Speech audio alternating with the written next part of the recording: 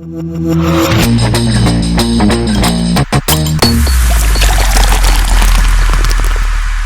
how's it going, everybody? Welcome to episode number 1 of Dedicated to the Craft, a new podcast from Ballast Point Studios. I am your host, Jeff Lozano, and I'm here to talk to you a little bit about what we're trying to do here and why we're starting a podcast. I'm pretty excited about it. It was an idea that we were kicking around, and we thought, what better time than the present to do it, considering the state of the union, the state of the country, the state of the world. So what we're really trying to achieve with the show, at least what I think we're trying to achieve with the show, is building a forum, building a community, and having the ability to congregate and get together in a time, in a world where we really shouldn't be getting together physically, but we can do it virtually. So I'm pretty excited about it. The idea behind this whole thing is to bring everybody that's like-minded and dedicated to their craft on the show so we can exchange stories, we can talk shop, and we can drink a lot of beer while doing it. So I hope that you guys enjoy this episode. I hope that you guys enjoy the episodes to come.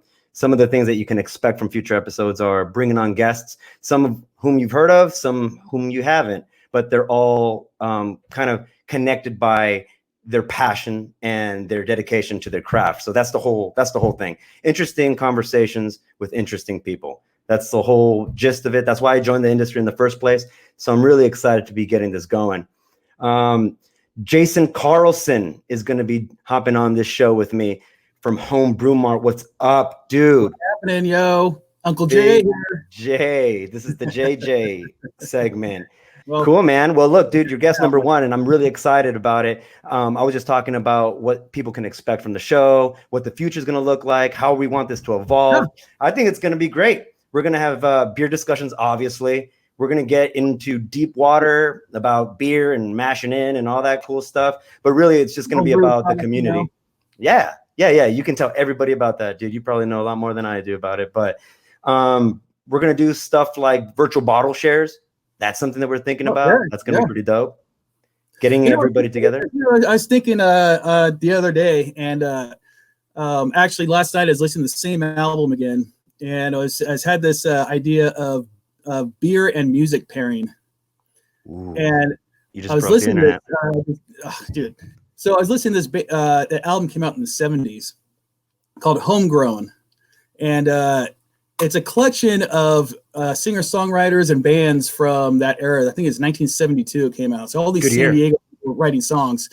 And it was cool. And the whole time I was thinking, like, I was drinking a Sculpin, and I was like, this is perfect. I'm drinking like San Diego beer and listening to these songs coming out from 1972.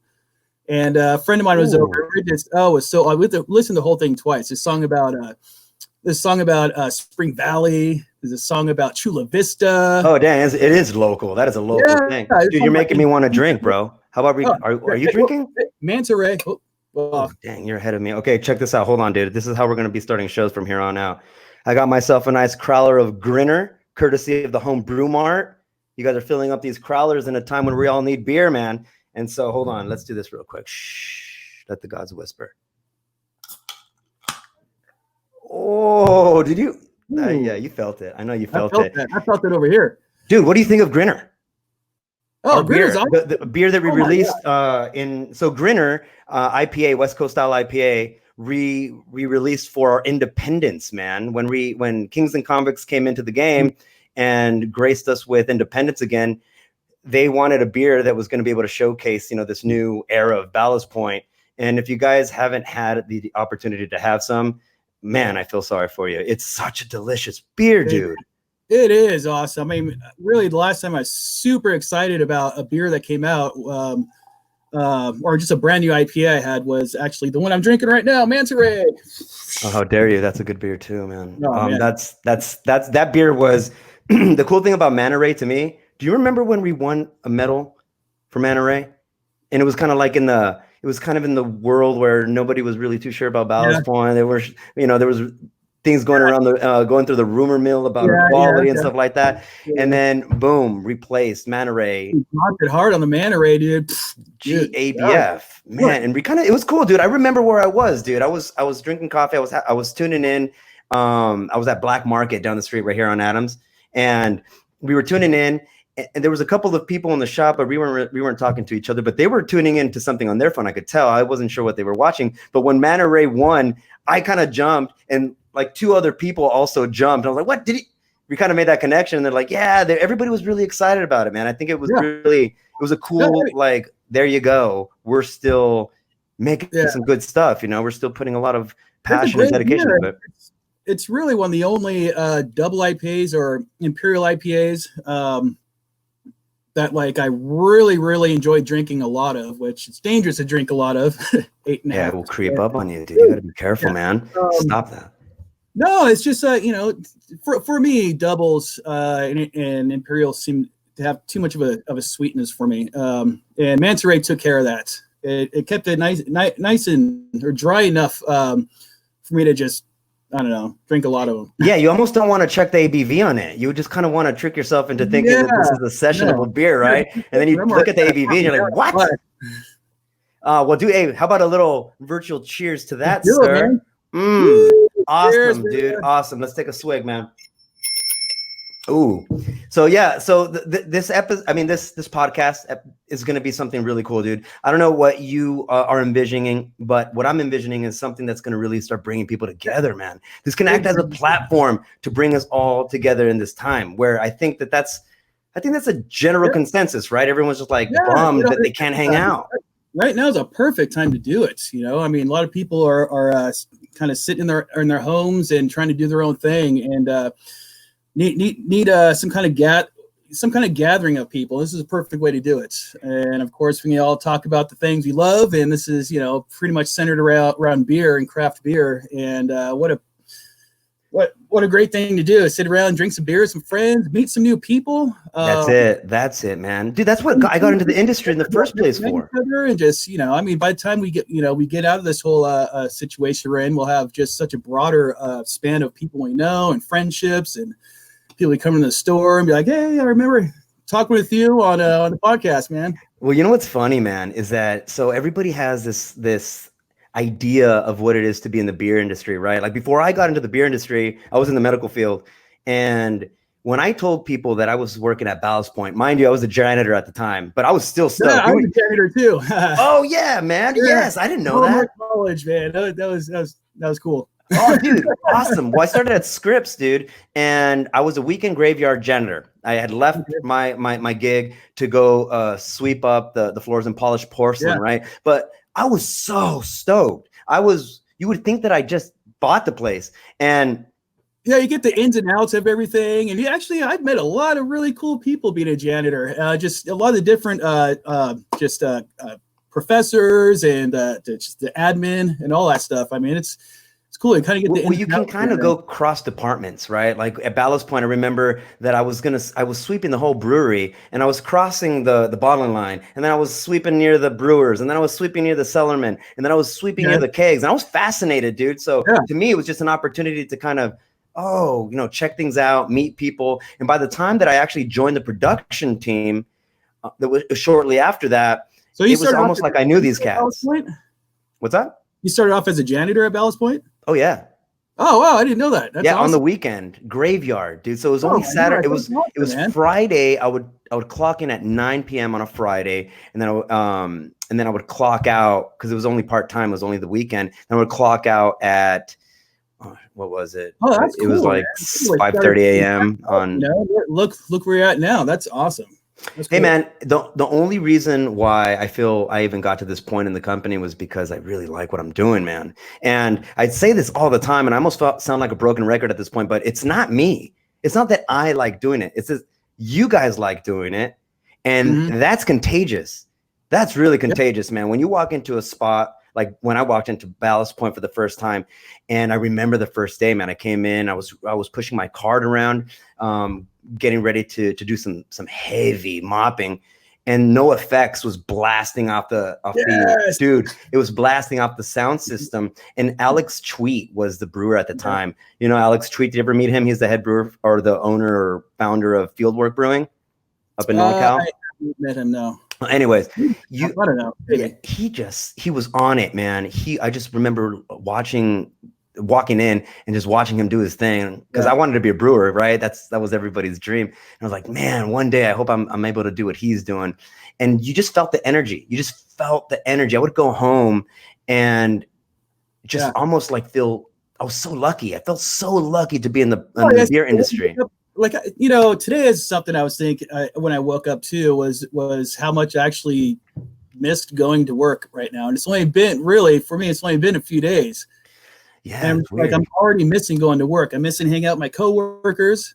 I'm missing hanging out with the customers. We have an awesome relationship at Home Brew Mart, just amongst my coworkers and our customers. Well, dude, you're the face. I mean, one of the things that I want to achieve with the show is putting a story and a face and a voice behind the people that we bump into all the time, but we don't necessarily know their background. We don't really know them on a first name basis. And, you know, with the show, you're going to be able to put it out there. People are going to get to know Jason on this episode, and they're going to walk into Home Brew Mart with questions and stuff like that. But they're also going to know, hey, you know, you're the guy that was on that podcast I listened to. That was so rad. And it almost breaks the ice.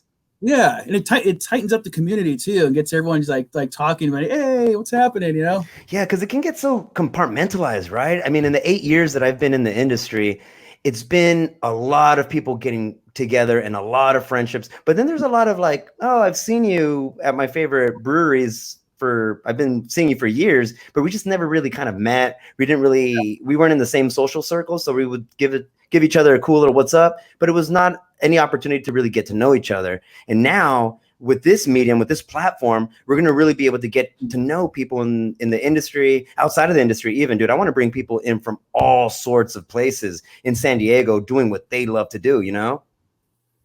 Yeah, it just, you know, talk shop, you know, talk beer, talk San Diego, talk the community. And it gives everybody an opportunity to kind of tune in to see what's up with Ballast Point, right? Where we're not really going to be, you can't walk into the tasting room and ask what's new or ask what's up. And we're like, just tune in to Dedicated to the Craft podcast, man. And, you know, you'll get all the information that you need. That's kind of I think that's kind of our mission too, so that everybody can stay in the loop and we can stay fresh in people's pints, you know? And we're very sociable people, you know. We want to get out there and do things. I love going out there and being social, and you know, just kind of being trapped here in my man cave, you know, playing guitar. And that looks like a cool man cave, by the way. That looks like the employee lounge at Guitar Center. Yeah, dude, that looks cool, man. Some of these posters are from the 70s. You know, I took them from my dad. Well, I had to put in family photos behind me because I knew you were going to come in hot like that. So I was like, I had to strike an emotional chord just to stay in the game. But listen, man, listen, we're gonna get to yeah, dude. Listen, we're gonna get to a little bit more about your story and your journey and stuff. But before that, I just kind of wanted to use this opportunity to continue, since it's the first episode, to talk about literally what this is going to be about in the future and what people can expect. And I'm going to want people's feedback. I want to know what people want to listen to too, what they want the show to be about, a segment maybe that they're interested in. And hey, you know, it'd be cool for you to talk about this, and we didn't know that, and maybe you should bring on this guy because he knows this. So it's going to be an open platform, man. This is just a cool way to build relationships and have awesome conversations. And in this time where everyone's kind of be at home, what better hobby to take up than home brewing, right? Everybody's going to be stuck. Home brewing. We're hunkering down for a couple weeks, you know? Yeah, man. It's a cool hobby. I'm not a home brewer. You are. I'm not. I got to this point where I didn't want to take work home with me. It's like, oh my God, I've been doing this all day. I don't want to go home and also clean up. It's just the whole janitor thing, you know. I spent all day cleaning up other people's messes, and, you know, my place is always a mess because I get home like,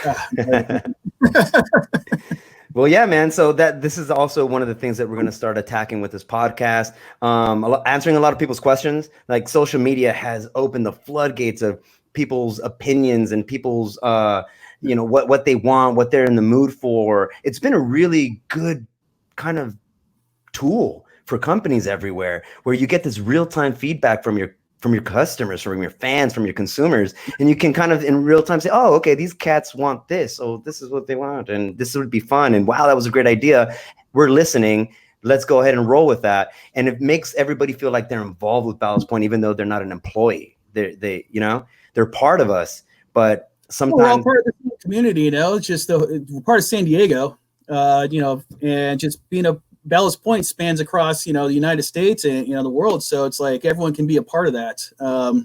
Spread the positivity around. Yeah, dude. Hey, on that note about sending positive vibes everyone and stuff. Did you see that bracket that we're doing?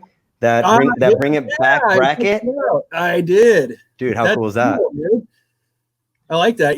I saw Commodore up there. Oh, is that your jam? Yeah, that was my jam, man. That was my jam. Actually, everybody has their jam. Disneyland had that for quite some time after stopped carrying it over at Home Brew Mart. Did you go all the way to Anaheim just to get down on that? So, kinda. That's dedicated to the craft, dude. So I used to go to Disneyland a lot, and I went there with the ex-girlfriend, and we had the Uva Lounge, I think it was, and the little outdoor patio thing, and they had it's expensive. Oh my gosh! And then so I go there again. I'd go like a few times a year, and after the second time, I realized I'm like they're just going to have it on there. So I made sure that like we would make Disneyland trips so we can go up there. And I can Did you ever have cinnamon raisin Commodore when we put cinnamon raisin into it? Yeah, I did have that one. Yeah. Like that? Do you remember it? I don't remember it too much, but I know we made it. I do remember it. I like the original ones where I sit on that one. The artwork was legit. You remember when Paul drew up for that? It was kind of like this old background. Yeah. It was so cool. That was a Commodore, right? That was the whole point. He's got the purple. He's got wearing the purple jacket, and just the whole colors pop on the image. It's really cool. Oh, I loved it, man. I remember when he came out with that artwork. I was like, yes. And, what's cool about looking at Paul's artwork is his progression and how much he's like just gotten so detailed and just just better through the years. He's been doing this artwork for so long for us. Yeah, and he's really found the soul, right? Like you could tell that he's found the soul of the company. I mean, he helped create it.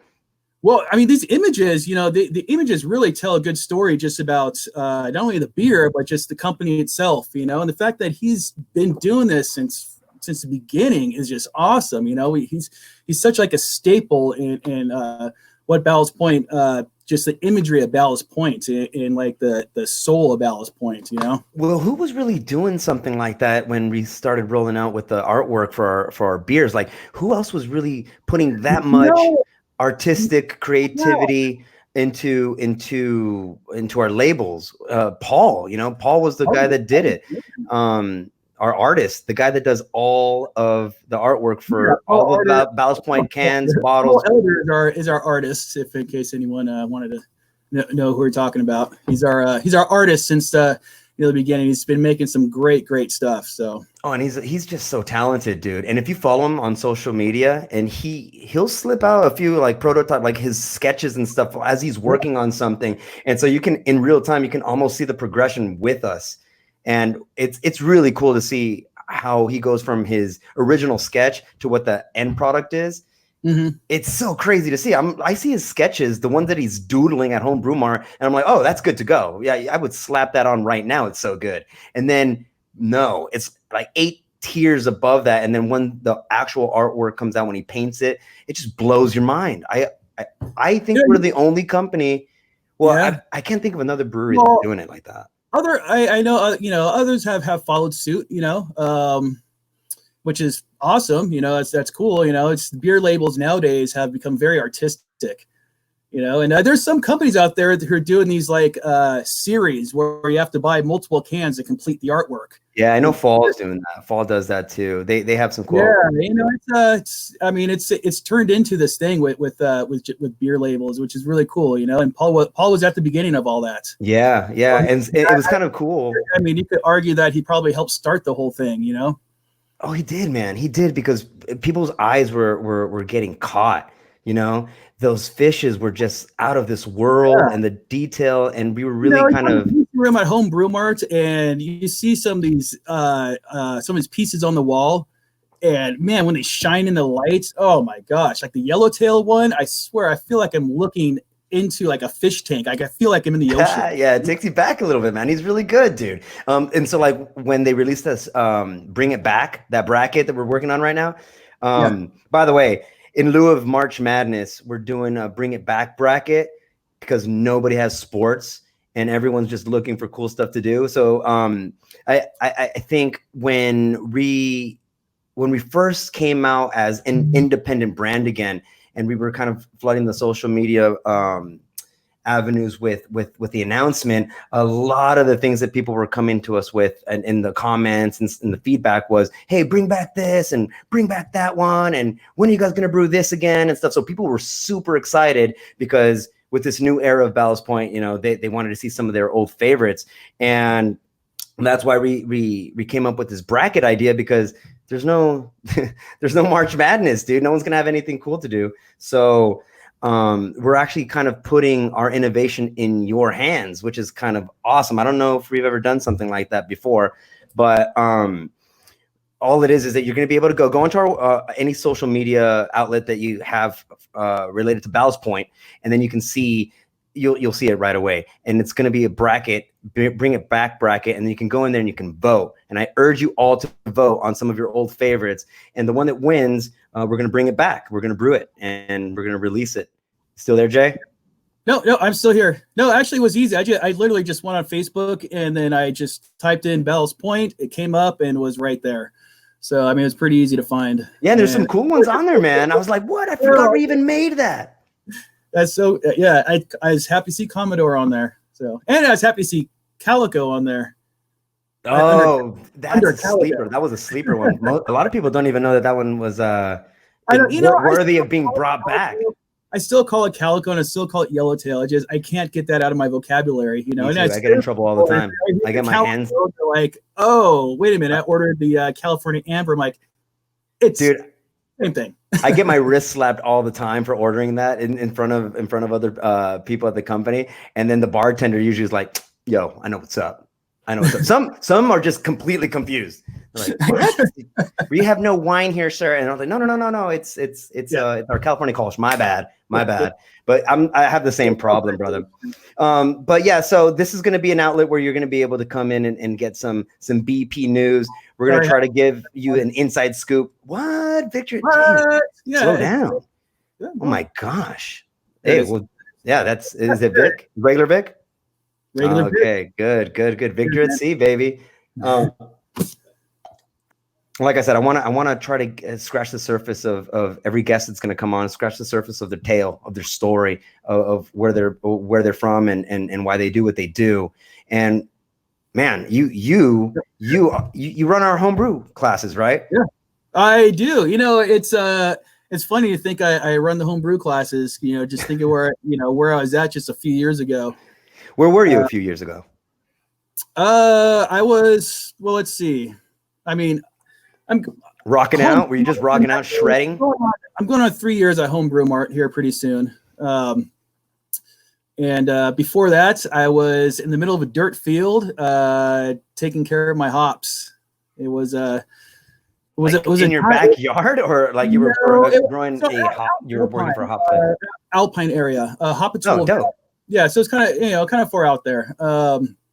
It just kind of, this whole experience of doing it kind of fell in my lap at a pretty good time. Were you into beer? Were you already homebrewing at this point? I wasn't at all. No. Was it just a gig and you were just, oh, okay, well, I need some not really. cash. Yeah, so before that, I guess kind of my history really is, I was in the music industry for quite some time, for about 13 years, 14 years, something like that. I was working for companies like Live Nation, House of Blues, Clear Channel, and just rad. Yeah, and I was doing a lot of stuff with bands. All right, kind of like tuning their guitars and stuff. Like when some cat runs out real quick to tune a guitar. Yeah, so those are their actual personal. Like crew members, you guitar techs and stuff that do that, and then you have like their touring crew and their local crew. And I was part of the local crew, so they call up the locals, and either you're doing production work or you're doing rigging, which is like bringing in the boxes and setting up the stage. So I didn't do any of that. I stayed in the on more of the behind the hospitality kind of end of it, I guess you could say. And so I'd actually like be working with the actual bands. Oh, I'd be driving them around or taking them to go get dinner or something. Oh, Oh, that's pretty rad, dude. Were you starstruck? What was the band off the top of your head that you were like, oh my God, I'm driving this band around and we are going to Jamba Juice? So, gosh, so I've driven Bono and the drummer. What? I can't remember his name. I think his name's Andrew or something. I don't remember. But, I don't know. I know Bono. That guy's everywhere. I'm around in my truck. Like your personal truck? My personal vehicle. That's how cool Bono is, though, right? Extended cab. And I don't know. I've driven Zach Brown around. That was pretty cool. I think you won. I think Bono kind of wins. Like, that's it. Yeah. Bono was in your truck and you were driving him around. So what I was doing with the Bono thing was, I don't remember why I was driving around. I think he needed to go get some stuff or whatever it was, whatever reason. But he wanted to stop at these random places. Like in Ocean Beach, there is a random liquor store over by, I can't remember. I always call it Dream Street. It's a place I used to play at. Anyways, the liquor store over there. And he wanted to go out and see if anyone recognized him. So he just went what? He wanted to see if anybody would recognize him? I guess that's fun, right? Like, you're an OB. Like, oh, that's funny. Did anybody recognize him? No one did.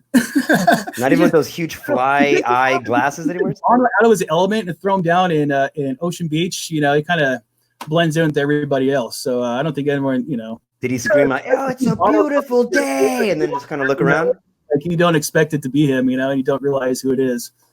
No, I don't expect to see Bono at Hodad's, but that's pretty rad, dude. So you're San Diego born and raised, right? You grew up here, and you come from a music family, right?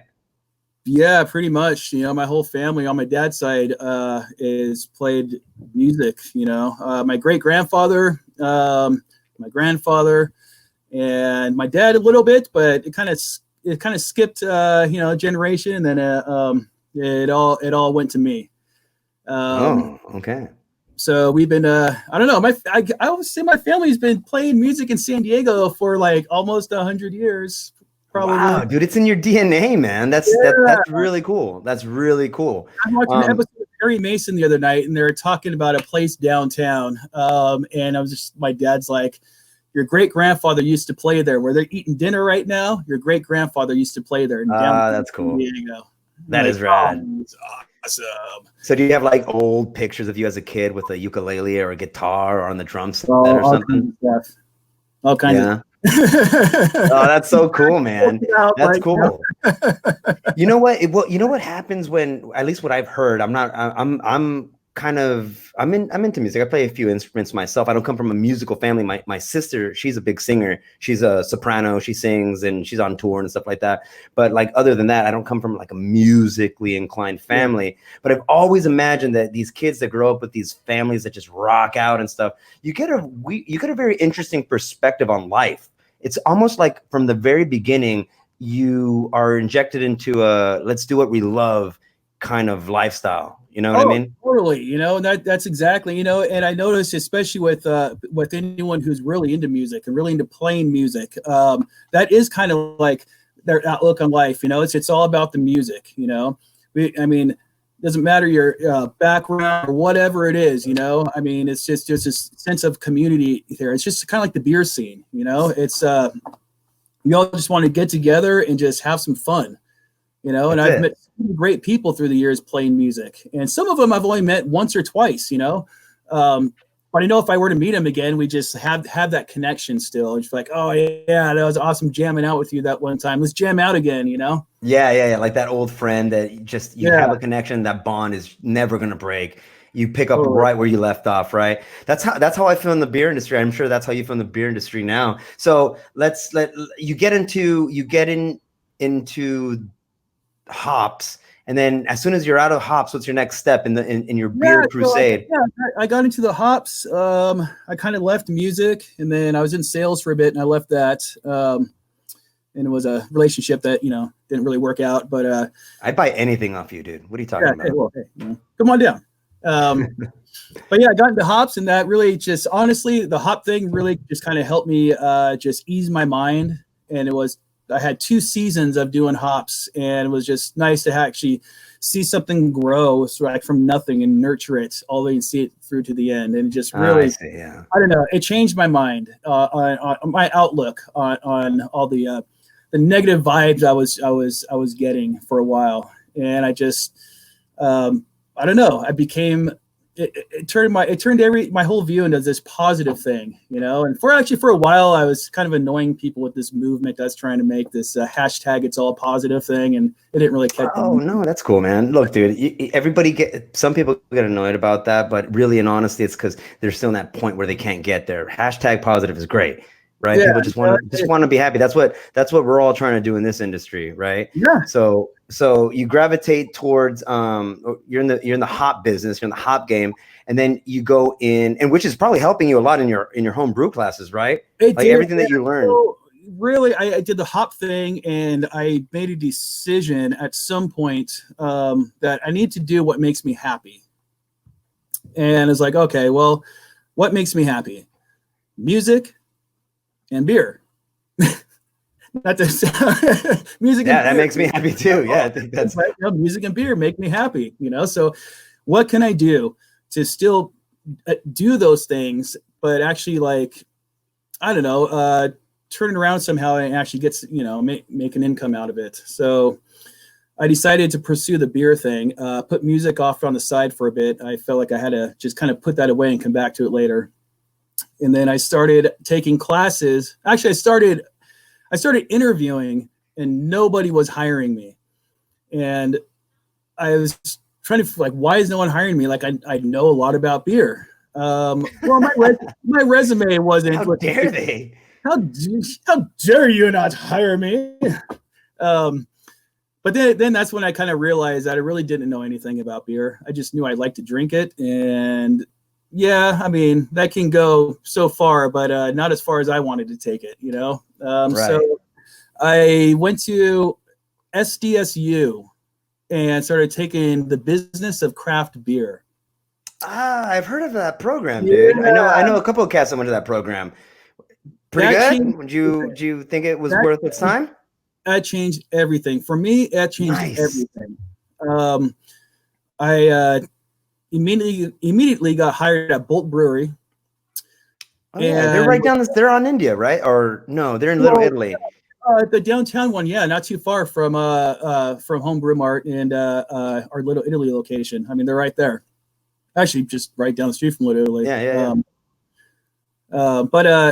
So I took those classes. I got hired at Bolt Brewery, and I had already interviewed at Home Brew Mart with Jim, and for whatever reason, you know, he didn't take me on. But like a couple months later, he calls me back and says, "Hey, I want you to come back down for another interview." And I went there, and he basically told me I had the job. He wants me in if I can do it. Oh, that's rad, dude. Good. Like, this is funny. This is great. I'm so happy because literally, like, I was doing this. I had a list of the places I wanted to get into, and Ballast Point was number one. Were you homebrewing at this point, or are you not yet? I was homebrewing at that time. I was, and I had actually won in a third place at the Del Mar Fair for an Imperial Porter I made. Ooh. Yeah, it's kind of funny. I was like, oh, who are these judges? So did they kind of know you, the Jim and kind of the staff, kind of when you joined Home Brew Mart, where they're like, hey, yeah, we remember you, man. You come in and you won that Del Mar thing. No, actually, when I went in there to get homebrewing supplies. So here it is. You don't say. Check this out. So I got into homebrewing. All right. And I went and took the homebrewing class at Home Brew Mart. All right. And Chris, I think, was the instructor. Now he's up at Battle Mage. But he was teaching the class. And extract class, you know, beginner. Same teaching, which is really cool to think about that. I know. See, I started off in that class, and now I'm teaching the class. That's just. Ooh, dude, that's a climb, my friend. I know. Seriously. When you were sitting in that class, you didn't think that you were going to be the one teaching it, right? Dude, when I took the class, I didn't even think I was going to be working like at Ballast Point or any brewery. I was just doing some home brewing and growing some hops. I was just trying to keep my mind off negative things and trying to be, hashtag positive, bro. Let's bring it back. Yeah. So, anyways, took class was a Oktoberfest style, beer. And then I grabbed my buddy. I was like, hey, dude, I just took this class at Home Brew Mart, and let's do it. So the next weekend, it was next weekend or 2 weeks later, whatever it was, took the class again. And it was the same beer.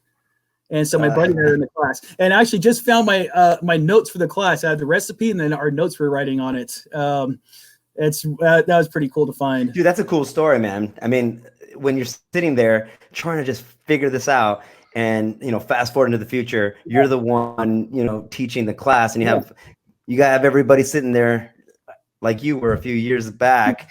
That's kind of cool, man. That's a cool story, dude. But man, it's how I roll when I do stuff. I just dive into it, just feed me to the wolves, man. I'll manage. I'm a quick learner, but ended up doing the SDSU thing, and then got hired at Bolts, and then Jim called me back for a second interview, and rest is history. I'm at Home Brew Mart now, which I didn't expect that. I went in and to get home brewing supplies, and Derek was in the front, and I saw some guy come in and bring in his resume, and I hear Derek go, "Oh, thanks, man." Talk for a little bit and say, "We're actually not really hiring right now, but we'll take it anyways." And I was like, "Oh, you know what? This is a good opportunity. This is the assistant manager, and I have one more resume in my truck.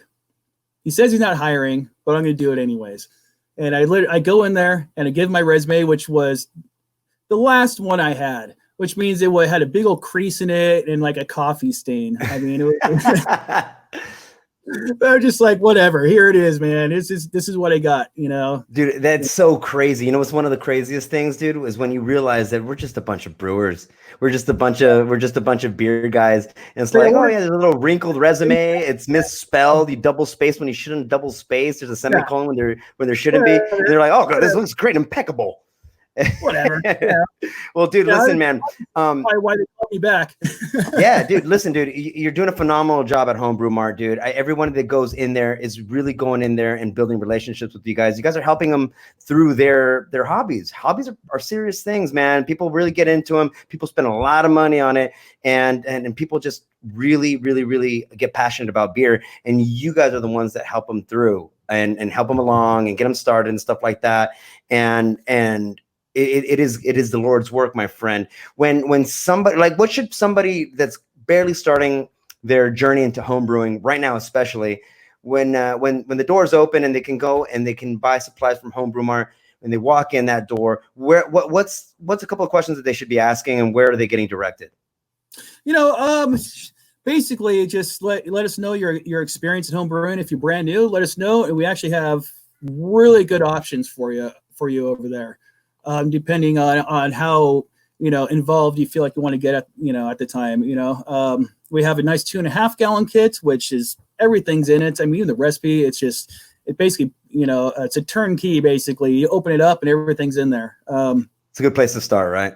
Yeah. The other one's a 5 gallon kit, which is awesome as well. What's cool about the 5 gallon home brew kit is it leaves you with some room to actually go into advanced brewing. All the pieces and parts that come with it are all things you can still use if you wanted to go into more like all grain brewing. Right, because right now what you're talking about is extract, right? You're starting with more extract, and then you want to bleed into all grain because you have a lot more control on an all grain kind of system. Exactly. But extract is a great way to start.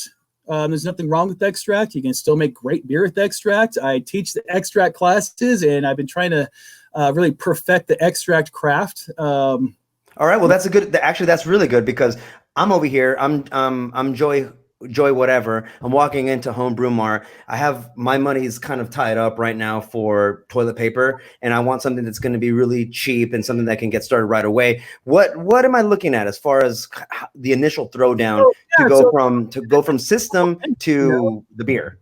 It's just a couple of things you need to get. Basically, I tell everyone in the class, if you can boil water, you can make some beer. I mean, basically what you're doing is you just need a boil kettle that can, handle 3 gallons of water, and some kind of fermentation chamber, whether it's a nice food grade plastic bucket, which we sell all this stuff, or you want to get in something glass or whatever it is, it just needs something to have it ferment in. And basically just, throw in your water, put in your extract, which is these nice bags of like bags of sugar, basically. Right. And throw in your hops or whatever other stuff you want to put in there. Real quick, for anybody listening, how much I'm walking in there, how much should I be expecting to spend at Home Brew Mart for a basic, let's say just smash beer and so the basic thing, so a couple bags of extract, 1 bag of hops, and one just buy some dry, some of the dry yeast, which is also great stuff to use as well. And I mean, $30, $40, $40, you probably get yourself a nice good batch going. All right, dude. Yes. And awesome. that's 5 gallons of beer, and let me tell you, 5 gallons of beer is a lot. That goes a long way. Dude, I think a lot of people are going to start rolling in there because there's a lot of people that are going to want to pick up this hobby. And then after talking to you, dude, they're going to want to come in and be like, "Yo, where's Jason? Jason's here to help me out. Is Jason around?" Dude, I'm going to use this opportunity to bring in one of our sous chefs from Miramar. So check it out. One of the things that I do for the company pretty frequently is beer dinners.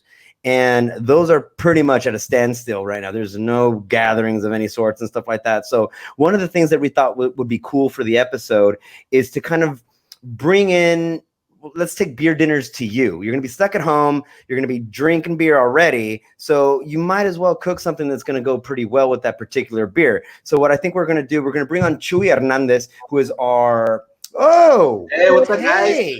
Who is our sous chef over there at Miramar. Me and Chuy, we've done a lot of work together. We've done a lot of beer dinners together. They've all been successful. In fact, they've all been more than successful. I think they've been something to write home about. And what I had Chuy do is think about a recipe, like a small little recipe that still kind of scratches that culinary itch, but it's still kind of utilizing some ingredients that you might find at home right now, given this particular situation that we're in. We're not sending you out to go get, mussels from the Black Sea or anything. We're just, let's make something simple, something that you can cook at home, and then something that you can pair with one of the beers that we're going to be talking about. So obviously, a lot of our R&D stuff is kind of at a standstill, but you can still go to your local supermarket and pick up a 6-pack of some of our main production beers, right? Like Sculpin. So I told Chuy, hey man, think Sculpin and create a recipe that you think is going to pair well with Sculpin. And then we can talk about it on the show, and anybody listening in can get some inspiration from it and go complete Emerald Live on it. What's up, Chuy? How you doing, man? Hey, how you guys doing? What's happening? Pretty good, man. Just like hanging out at home, That's all we can do right now, dude. Wash your hands. Wash your hands, exactly. Oh, you're a sous chef. You wash your hands all the time. All the time, man. All the time. Exactly. Yeah, I've got my L pit, man. I'm good. So, Chuy, hey, baby, tell. Are you drinking, by the way? Are you sipping on anything? Of course, man. Of course. I got a Sculpin. Oh, dirty dog. All right, cheers, gents. Cheers. Let's do one of those. Damn, we're hitting it from all angles right now. We're hitting the Grinner, we're hitting the Sculpin. Jason's hitting the Victory at Sea and the Manta Ray. So, Chuy, tell us a little bit about the recipe that you spit out. Look, man, we have these recipes. Exactly. What we're doing over here, we're thinking about like people that get stuck at home. Obviously, we need to stay home to stay safe first, and kids are at home, so we're just gonna introduce the food into the beer industry. So what we're gonna do over here, for example, today I planned the classic mac and cheese. Everybody can do mac and cheese at home. Obviously, not a lot of people knows that you can introduce the beer into like the sauce and make even richer. Like for example, the Sculpin does the Sculpin. You can put the beer into the sauce, and it's amazing, man. It's amazing. So at what point would you put the beer into the sauce if you were cooking it up? Well, for example, when you, for example, the sauce, I like to make everything from scratch. So what we do over here, what I do, I'm gonna use the bechamel sauce, which is one of the classic mother sauces from for the gastronomy. So you can add the beer. You can eat any kind of liquid on it, any kind of like base, for example, chicken base, vegetable base. In this case, I use beer. Beer is amazing. So because the acidity of the beer, the hops of the beer gives a different flavor into the sauce, and the sauce is the most important thing on the mac and cheese, man. So the sauce right now, what we're doing here is it's a classic mac and cheese sauce. You can play around with different kind of cheeses, different kind of flavors, different kind of proteins. So it's limitless. So it's amazing. And Sculpin is such a perfect beer for it, dude. It's just it is. It cuts through a lot of those flavors and it enhances flavors and it does a bunch of things with a dish that's savory like mac and cheese, right? It's rich, but it's not too rich that when you compound it with Sculpin, it's gonna be like saturating. It's a perfect balance. West Coast IPAs typically are with dishes like mac and cheese and stuff like that. We got so many hops that go into Sculpin, it's ridiculous. We got like 10 different hops that go into it, so you're getting that complexity of those different hop flavor profiles that start to attack some of these different flavor profiles from the mac and cheese, right?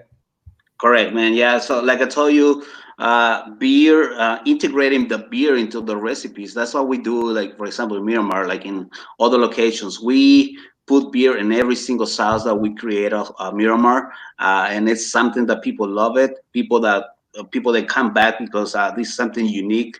Not a lot of people, even myself, working with beer. This is like a whole new world for me. Working with people can work with wines. It's really easy to pair with wines, but beers is sometimes people think it's a little more complicated, but it actually is easier because you got like 60 different flavors to play with. So it's amazing. Well, Sculpin too, it lends itself. I mean, all of our beers, and by the way, me and Chuy have had this conversation many, many times where I personally think that beer is the superior pairing. Liquid. I think that beer is just so versatile and it's really unique because on the batch, like as far as a batch scale, like our small little R&D system in Little Italy, you can actually tailor a beer recipe to complement the dish. So if Chuy walks in and it's like, yo, I want to have this idea for a dish, this flavor, and this flavor is what I want to highlight. Us as brewers, we can be like, okay, well then, a beer like this would be good for that particular dish. It would cut through this and this and that. It would highlight this and that. You can go as far as you want. It's really an art. Like it is an art. Pairing beer with food is so fun because there's just so much that you can do with it, and especially Sculpin. Like you got tropical fruit, you get grapefruit notes, right? You get a little bit of grassy, like herbal kind of flavor component to it, and all of these things just go really well with a dish that you can kind of tailor to the beer. Mac and cheese is a great one. So what you do to this mac and cheese that makes it so cool? Well, first of all, is the sauce. I use, for example, this recipe that I'm trying right now. It's I use smoked Gouda. Smoked Gouda is a smoky flavor cheese, and it's a little buttery consistent on it, so it's perfect for the Sculpin. And so the good thing about like this, this what we're doing over here is right now is mac and cheese. People staying home. We're gonna do something easy. We're gonna try to be creative and make kids happy, meet people happy. Mac and cheese, baby. It's like a dish that the whole family's gonna love. I can eat it all day. You're set. Yeah, and what's another cool thing about the mac and cheese Sculpin combination is that Sculpin, although it has all those flavor components that I just talked about, it still has that bitterness and that carbonation that's going to be able to kind of like somewhat scrub the flavors off the tongue, off the palate, so that every new bite almost is as fresh as the first one. It's almost as flavorful as the first bite. You know what I mean? A lot of people don't think about that, dude, when it comes to the carbonation levels in their beer. Coat the mouth and everything, and definitely, yeah, I can see that. It just helps kind of just like refresh everything, while you're eating it, Yeah, dude, that is a beautiful pairing. Did you add any, so it's a Gouda cheese mac and cheese? It's a smoked Gouda. Sorry. Yeah. Excuse me. Man. Exactly, man. Smoked Gouda is perfectly with the Sculpin. The fun with the mac and cheese, you can add any kind of flavors, any kind of proteins on it. You can add from seafood to like pork, and in this case, I'm gonna use bacon. Obviously, you can use pork belly if you want to make it more fancy, but not a lot of people has pork belly at home right now. So bacon is a better option. Oh, that's dirty, dude. You're doing people dirty right now in the best way possible. The fats from that is a good component. Dude, one of the things that we're also who knows how long this is gonna go, man? Who knows how long this lockdown and this quarantine thing is gonna go for? So one of the things that we should be doing on the show, one of the things that I hope to do on the show is bring in at least a little tidbit of food pairing every episode, so that people can still be excited about the beer that they're drinking. Because once I almost feel bad telling people about or getting people into beer pairing, because it ruins everything for them in the best way possible. They can't just drink beer anymore regularly. Their imagination starts blowing up with, oh man, this would go good with this sorbet, or this would go good with this and stuff like that. That happened to me when I first started kind of really getting into beer. Once I started taking all these classes and everything, really just trying to analyze beer, is that like I realized that I don't really. There's not a beer out there that I don't like anymore. Like I'll taste everything and analyze it. And the stuff I didn't like, before, it's just like, now I'm like, oh man, okay, I totally get it. I'm getting these flavor components now. I'm analyzing this beer now, and I totally get it. Like all beers are good to me now. It's just kind of funny. Dude, there's a great book. I'm gonna throw it out there. It's called Beer Pairings. I picked it up when I started doing beer dinners. Yeah. Oh yeah, with Gwen Connolly, and it's written by somebody else. And I apologize, I'm forgetting the other author, but I just know Gwen Connolly because I took one of her lectures on sensory. But the book it's like the Bible for beer pairings. It's awesome. You from cover to cover, it's just an insane amount of awesome information about the science behind the beer pairing, about tactics, techniques, and stuff like that. It really can get as complicated as you want it to get. It goes to like a molecular way of thinking about how beer is going to interplay with certain ingredients in the food or in the dish. And once you go there, man, it heightens your world. Because what's one thing that everybody does, not right now, hopefully in the future, but everybody goes out to eat, man. Like, and once this is all done, hopefully you've listened to our podcast enough times so that when we actually open the floodgates and you can go to restaurants again, you're looking at the menu a different way. You're looking at a menu like, okay, this is what I would have originally gone for, but this is what I'm in the mood to eat. And so that completely changes the beer that I want to order, or vice versa, right? And you're not at the mercy of your waiter or waitress kind of like giving recommendations that they're trying to throw at you, even though there's a lot of people that know what they're doing. You can kind of figure out your own palate, and that's just, it's such a great thing to know what you like. Yeah, no, I wish a lot more restaurants should have beer pairings on their menu at their food. I know some are trying to catch on with it, but I don't see enough of that. Well, you're paying too much for it already, right? You go to a restaurant and you're already paying some hidden costs. It's the margins are set in place so that you are paying a little bit extra. So it behooves you almost to make sure that you kind of understand what you like, and then once you understand what you like, you can start taking calculated risks, right? As far as venturing out of your comfort zone. When I go to breweries, I do see, because. Of course, this is stuff we all talk about. This is stuff we all think about. You do see stuff like what beer complements this dish the best, but it's not, some other restaurants haven't. They're not as into it as us. So it's a good time to kind of educate everyone and say, hey, this beer is going to pair good with that dish you got over there. Why don't you put that on the menu? Dude, San Diego being the beer city, I know me and Chuy have talked about it many times. San Diego being the beer city that it is. Beer should be you should get a beer menu before you get a wine menu at fine dining restaurants. That's where we need to take this. We need to take this to the place where the Cicerone and the sommelier are both of equal caliber. And when people come to San Diego, they go, "Oh, you gave me a wine menu. That's cute. Can I get the beer? Can I get the beer list? What do you have on tap?" That's what you want, man. Yeah, man. Well, dude. That's adorable. You have the beer menu. Thanks. Yeah, something that we're trying to do over here in Miramar, man. We're gonna introduce the beer into like those kind of customers that they never thought that like there's like a big market for the beer. So how we gonna pair the beers with the food? So yeah, and this is our goal. Like bringing the beer, bringing the food together, a nice relationship. So people love it so far.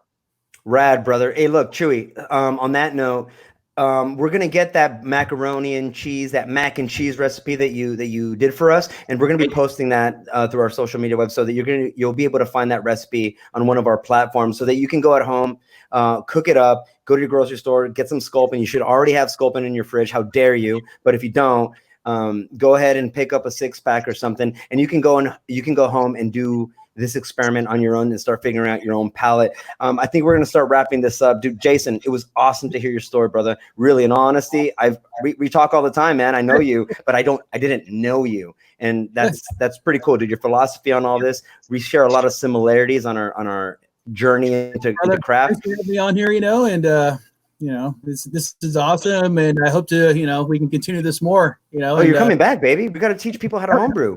Help spread the good cheer, Yeah. You're gonna teach people how to homebrew, and you're gonna teach people the E sharp or the D flat, whatever drop D, whatever you play. It is, And Chuy, thank you so much, man. You're also gonna be much more of a regular on the show, dude. I hope people get excited about beer pairing and what it could do to their palate and how it can start expanding their minds. So exactly, thanks for coming on, man. Thank you, man. Thank you. Absolutely. Look, cheers. Cheers, man. Hey, listen, all we want to do is send out this last little PSA. Do your part. This is a crazy time, dude. This is really once in a lifetime kind of this is a kind of like a once in a lifetime event for a lot of us. And it's something to be taken seriously. And even though it's a serious thing with serious implications, I think that we should all understand that you need some time to just sit back, pop open a beer, smile, and de-stress. And I want to just send out a big thank you, man. I was at the grocery store today, and my cashier you could see it. You could just see that he was drained. And I just gave him a thank you. I just looked at everybody working the grocery store. Thank you. Everybody that's on the front line, all the nurses, all the doctors, the first responders, everybody that's job is literally bold, italic, underlined, essential. Thank you. Thank you.